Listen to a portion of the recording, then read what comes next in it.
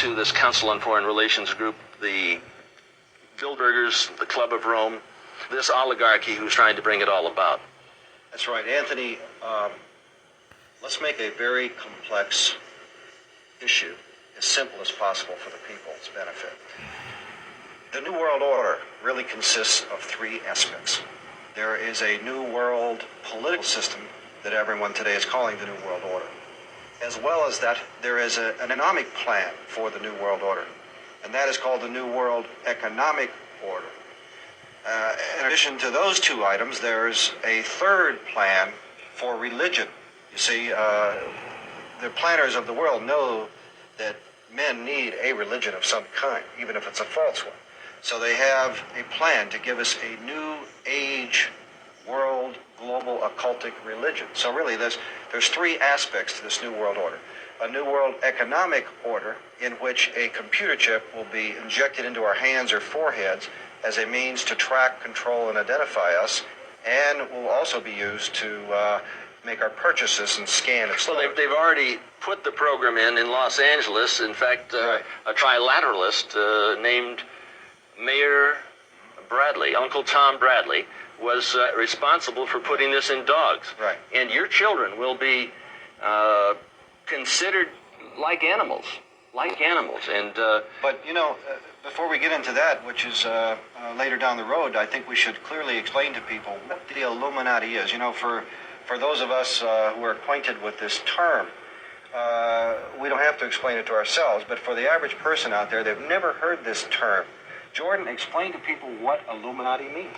Well, it comes from, the word Illuminati comes from the Latin word illuminan or illumin, which means light. And so anyone who is enlightened or brilliant, and of course those who are the most enlightened are called brilliant people. well, it comes from Lucifer. Well, what we're really talking about here yeah. is Lucifer, the fallen angel. Well, as I was saying, it implies those who hold the light, the enlightened ones, and they sent us a statue, as a matter of fact.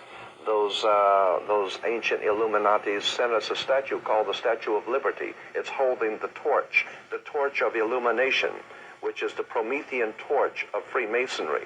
And if you go to the Statue of Liberty, you'll see a bronze plaque inside saying that this was given to the government of America by the French Grand Orient Temple Masons.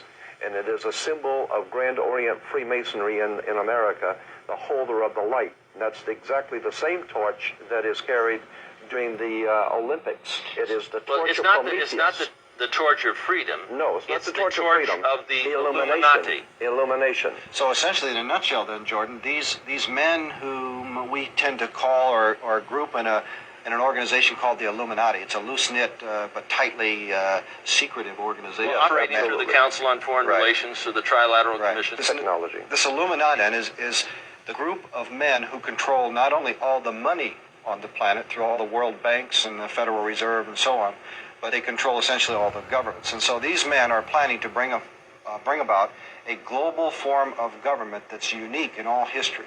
It's a total enslaving system of world communism and fascism, controlled by a hierarchy in Europe that Anthony calls what?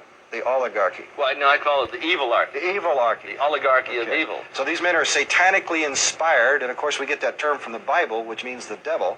They're satanically inspired to bring about a global form of government to every nation on earth.